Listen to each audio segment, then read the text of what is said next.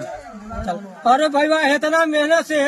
Video बनाई थी और कोई फॉलो भी न करी थे और कोई लाइको भी नहीं थे भाई वाह सब मोटी उटी गुरु हो गए। अब का करियो कितना से हाथ जोड़ गोर पड़ी थी सब के फॉलो करिए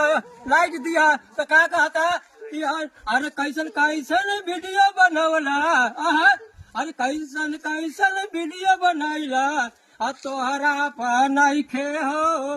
तनिको ध्यान तो दिल तू का भैया न ध्यान वाला गरीबा का देख ला तनी फॉलो करे लाइको करे तोहरा नइखे हो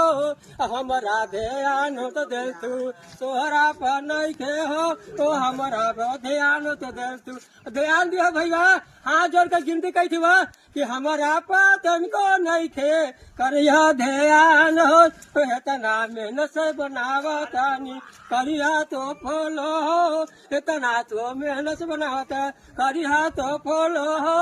इतना तो मेहनत से बनावता।